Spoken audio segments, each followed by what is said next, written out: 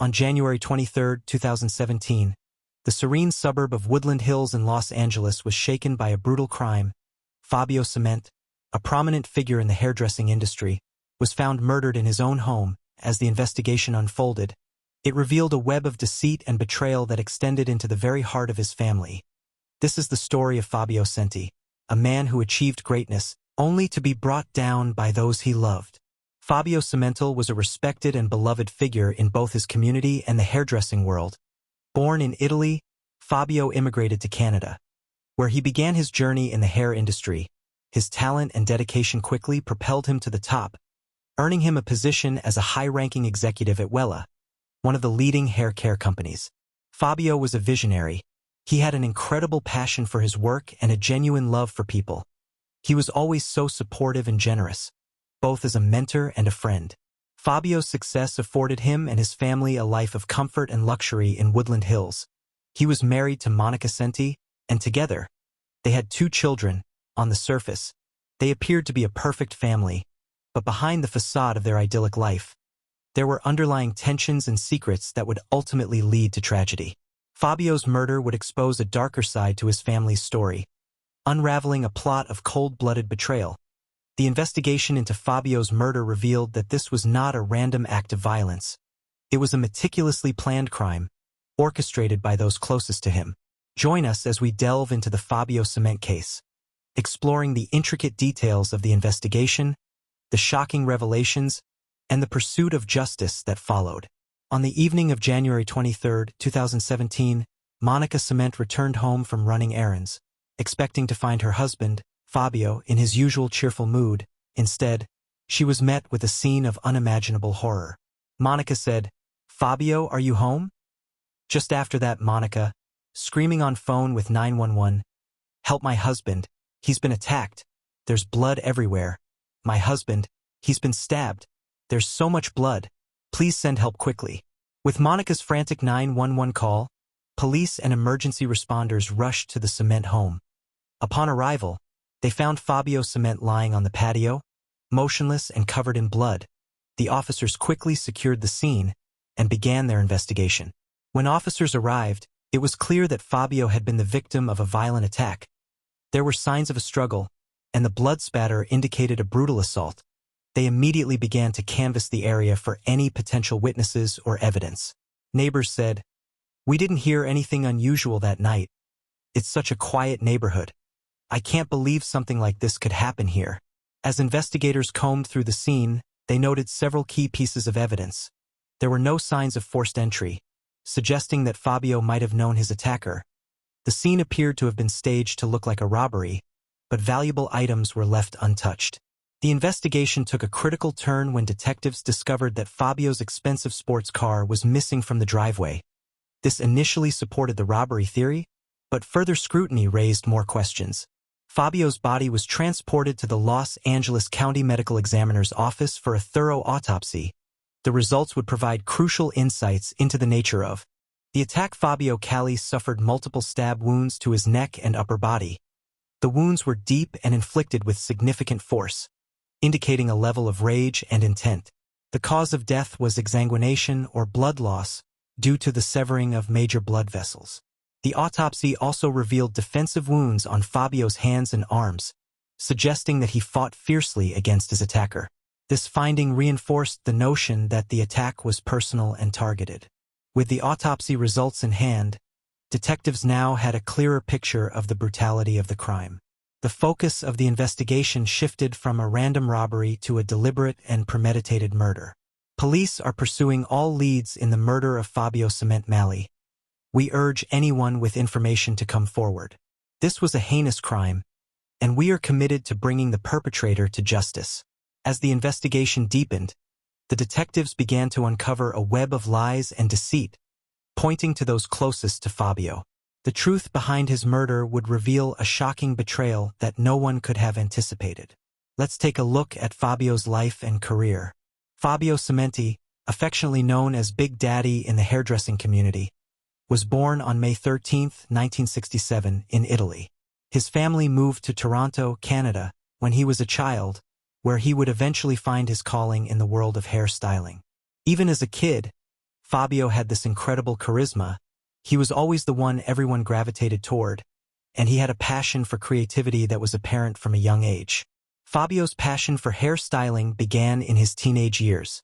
He started working at a local salon as an apprentice, where he quickly honed his skills and developed a reputation for his talent and dedication. Fabio's hard work paid off as he rose through the ranks of the hairstyling world.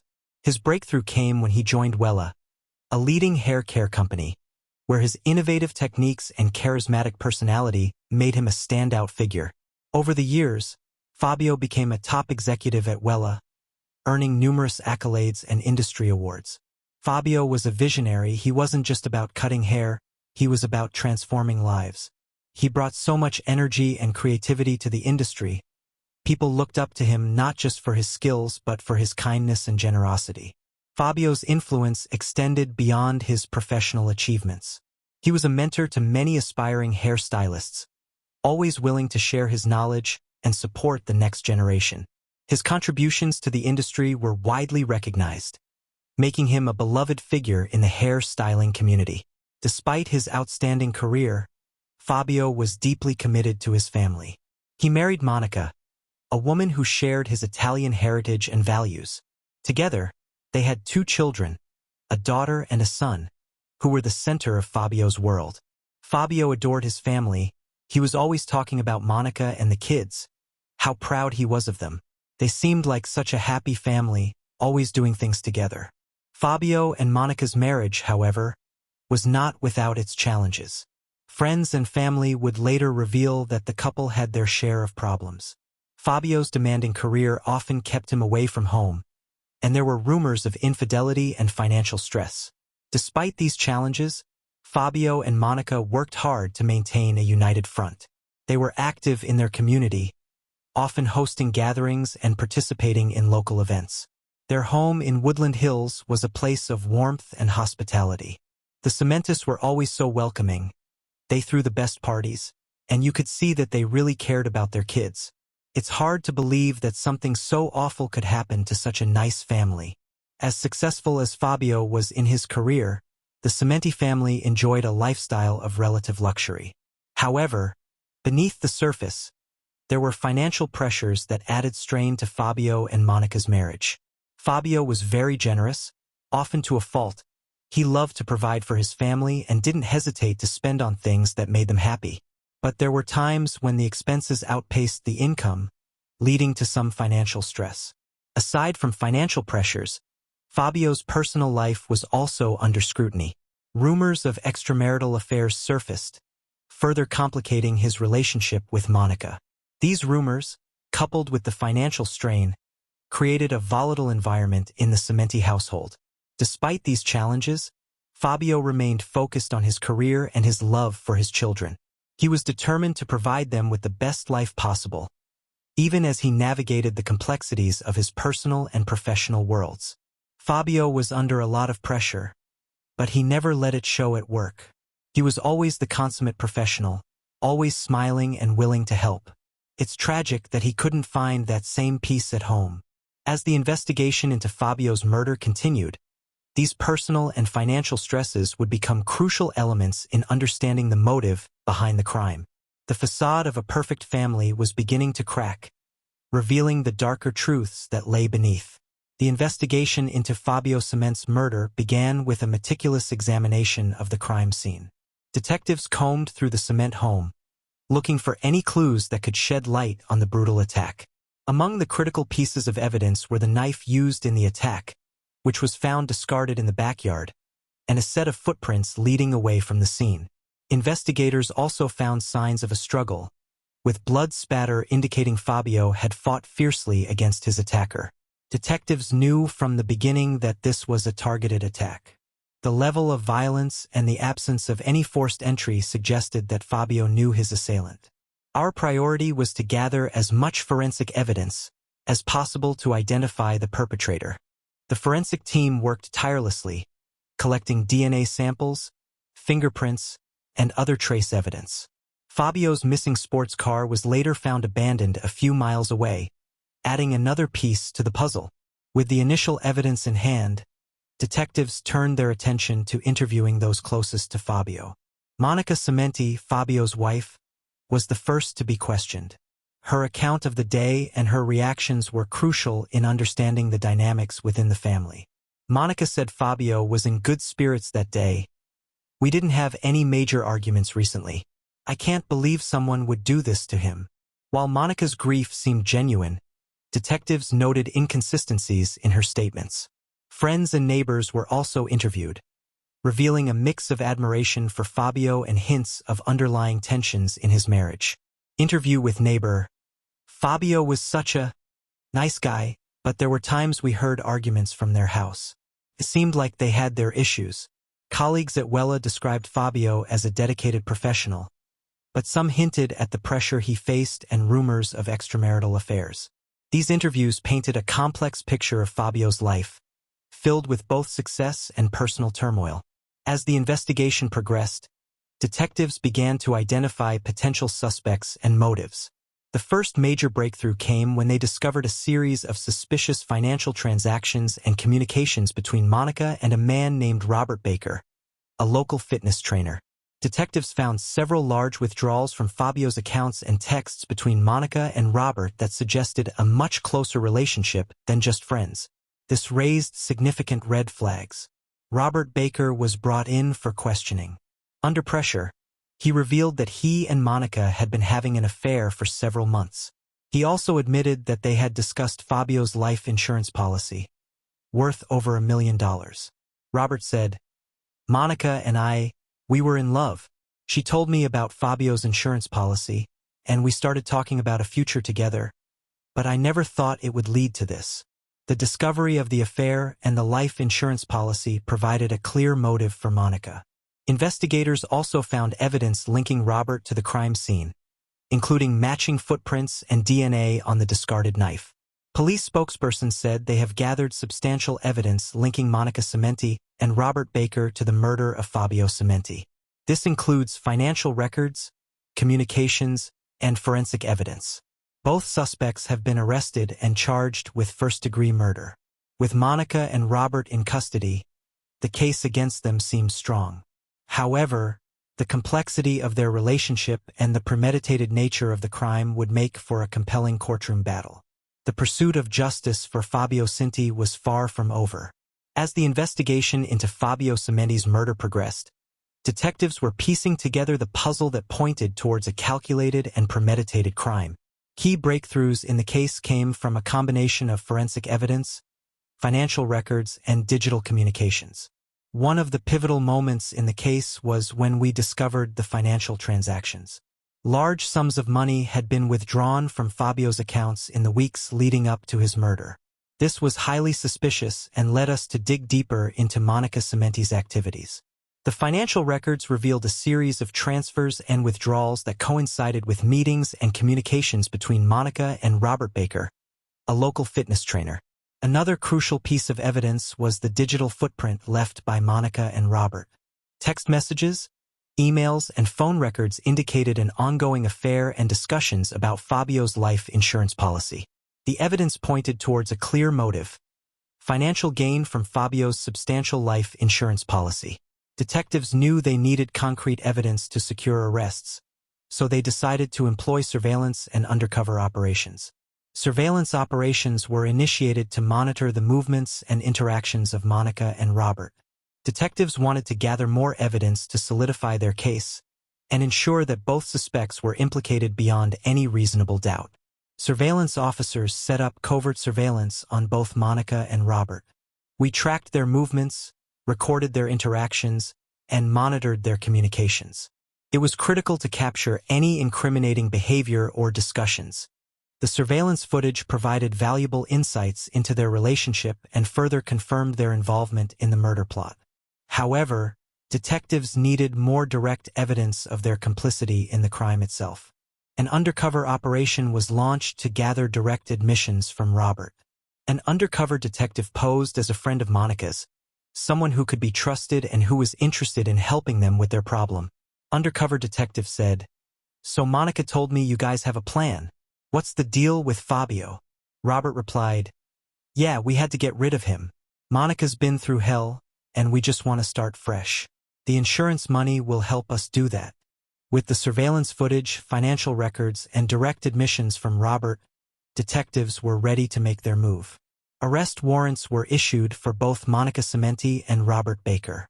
On the morning of June 15, 2017, law enforcement executed the arrest operation. Monica Cementi was taken into custody at her home, where she was arrested without incident. At the same time, another team moved in to arrest Robert Baker at his apartment. Robert initially resisted, but was quickly subdued and taken into custody. With both suspects in custody, detectives could now focus on building their case for prosecution.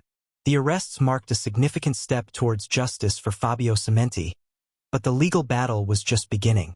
Police spokesperson said, "We have arrested Monica Cementi and Robert Baker in connection with the murder of Fabio Cementi. This has been a complex and thorough investigation, and we are confident that the evidence will lead to a conviction." The arrest of Monica and Robert sent shockwaves through the community and the hairdressing industry. The facade of a perfect family was shattered, revealing a tale of betrayal and greed. As the case moved to the courtroom, the quest for justice for Fabio Cementi would continue. With Monica Cementi and Robert Baker in custody, the legal process began with a series of pretrial motions and hearings. Both the prosecution and the defense prepared their strategies for the upcoming trial, which promised to be a high-profile and contentious battle. The defense team, led by high-profile attorneys, filed several motions aimed at weakening the prosecution's case. These included motions to suppress evidence obtained through surveillance, to exclude certain witness testimonies, and to challenge the validity of the search warrants. Legal analysts stated, the defense's strategy was to undermine the credibility of the prosecution's evidence. They argued that the surveillance was overly intrusive and that the warrants were based on insufficient probable cause. This is a common tactic in high-stakes murder cases. The prosecution, on the other hand, focused on solidifying their case by ensuring that all evidence was admissible. They argued that the surveillance and search warrants were conducted legally and were essential in uncovering the truth behind Fabio's murder. The judge ruled in favor of the prosecution on most counts, allowing the crucial evidence to be included in the trial. With these rulings, the stage was set for a courtroom showdown that would captivate public attention. As the trial commenced, the prosecution and defense presented their opening statements, laying out their respective narratives of what transpired on January 23, 2017. Ladies and gentlemen of the jury, this case is about greed and betrayal. Monica Cementi and Robert Baker conspired to murder Fabio Cementi to claim a substantial life insurance payout. We will present evidence that shows premeditation, financial motive, and direct involvement in the crime. The prosecution strategy centered on demonstrating the premeditated nature of the murder. They aimed to prove that Monica and Robert meticulously planned and executed the crime, driven by the promise of financial gain. Defense attorney, ladies and gentlemen, the prosecution's case is built on circumstantial evidence and speculative assumptions. Monica Cementi is a grieving widow, not a cold-blooded killer. We will show that the evidence is insufficient to support these serious charges, and that reasonable doubt exists. The defense strategy focused on creating doubt about Monica's involvement and questioning the integrity of the evidence. They portrayed Monica as a victim of a flawed investigation and Robert as someone who acted independently. Key witnesses took the stand, providing testimonies that would either strengthen the prosecution's case or cast doubt on the narrative of guilt. These witnesses included friends, colleagues, forensic experts, and digital communications analysts. The DNA evidence collected from the crime scene, particularly the knife and the footprints, matched Robert Baker. This strongly suggests his presence in the attack. The forensic evidence was crucial in linking Robert to the crime scene. However, the defense countered by questioning the chain of custody and the possibility of contamination. The text messages and emails between Monica and Robert showed a clear pattern of planning and discussion about Fabio's life insurance policy. These communications were consistent with premeditation. The digital evidence highlighted the close relationship between Monica and Robert and their discussions about financial matters. The defense argued that these messages were taken out of context and did not prove a murder plot. Fabio's colleague said, "Fabio mentioned to me that he was under a lot of stress, both at work and at home. He hinted at financial troubles and issues in his marriage, but he never suspected anything like this." Testimonies from Fabio's colleagues and friends painted a picture of a man under significant pressure, which the prosecution used to suggest a motive for Monica. The defense, however, used these testimonies to argue that Fabio's stress could have led to irrational behavior on his part.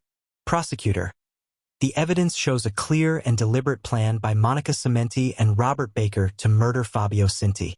They acted out of greed, and the evidence leaves no room for doubt. We ask you to deliver justice for Fabio." Defense attorney: "There is no direct evidence linking Monica Calli to the actual murder. The prosecution's case is built on assumptions and circumstantial evidence. Monica is innocent, and we ask you to see the reasonable doubt in this case." With the closing arguments delivered, the fate of Monica Cinti and Robert Baker was now in the hands of the jury. The trial had exposed the complexities of the case, leaving the jurors with a difficult decision to make. The jury's deliberation would determine whether Monica and Robert would be found guilty of the murder of Fabio Cinti or if reasonable doubt would lead to their acquittal. The courtroom awaited the verdict with bated breath. After weeks of emotional testimonies and compelling arguments from both sides, the jury was sequestered to deliberate on the fate of Monica Cimenti and Robert Baker. The deliberations were tense and thorough, as jurors weighed the evidence presented during the trial. Jury deliberations in a case like this are incredibly complex. Jurors must consider all the evidence, from forensic details to witness testimonies, and decide whether it meets the burden of proof beyond a reasonable doubt. The jurors spent days reviewing the evidence, rewatching video testimonies, and debating the credibility of key witnesses. The prosecution's narrative of a premeditated murder driven by financial motives was compelling, but the defense's arguments about the lack of direct evidence and possible reasonable doubt also resonated with some jurors. Finally, after 4 days of deliberation, the jury reached a verdict. The courtroom was filled with palpable tension, as everyone awaited the outcome that would determine the rest of Monica Cimenti and Robert Baker's lives. Judge asked, "Members of the jury, have you reached a verdict?" Foreperson: "Yes, Your Honor, we have."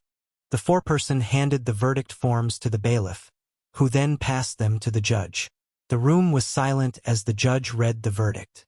In the case of the People versus Monica Cimenti, on the charge of first-degree murder, we find the defendant guilty.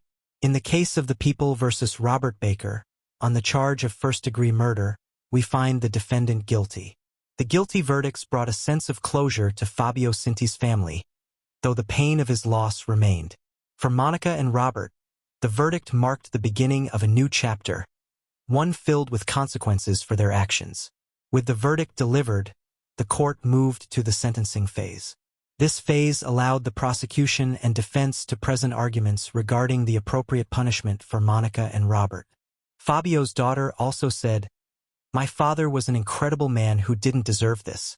Our lives have been shattered by this loss, and we ask the court to deliver the maximum sentence to ensure justice is served." Impact statements from Fabio's family highlighted the profound loss and grief they experienced. These heartfelt pleas aimed to influence the judge's decision on sentencing. Defense attorney: "Your Honor, Monica Cimenti has no prior criminal record. She is a mother and has been an outstanding member of the community. We ask for leniency in her sentencing." The defense argued for leniency, citing Monica's clean record and her role as a mother. They also attempted to portray Robert as the primary instigator of the crime, suggesting that Monica was manipulated. Prosecutor: "This was a premeditated and heinous act of murder, driven by greed. Both defendants should receive the maximum sentence to reflect the severity of their actions and to serve as a deterrent to others." After considering all the arguments and the gravity of the crime committed, this court sentences Monica Calli to life in prison without the possibility of parole. Robert Baker is also sentenced to life in prison without the possibility of parole. The judge's decision to impose life sentences without the possibility of parole for both Monica and Robert underscored the seriousness of their crime and the court's commitment to justice.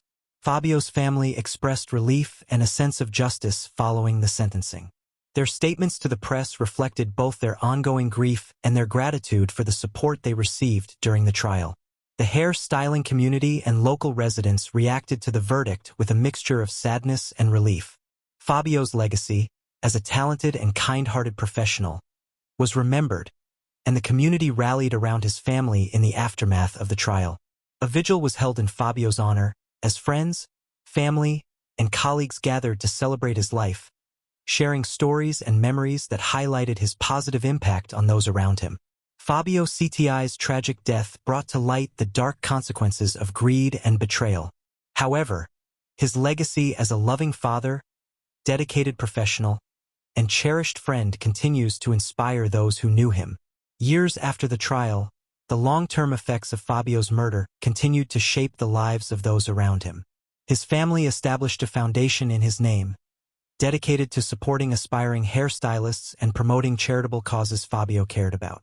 The foundation became a beacon of hope and a way to honor Fabio's legacy.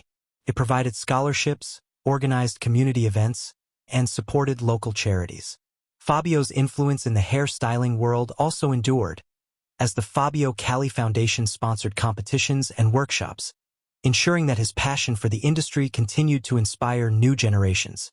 As Fabio's family continued to heal, they found strength in each other and in the legacy Fabio left behind. Their reflections on his life, and the events that took it from them, were filled with both sorrow and resilience. In the end, Fabio Cti's life was defined not by his tragic death, but by the love, kindness, and passion he shared with the world. His memory lives on in the hearts of those who knew him, and his legacy continues to inspire and uplift others.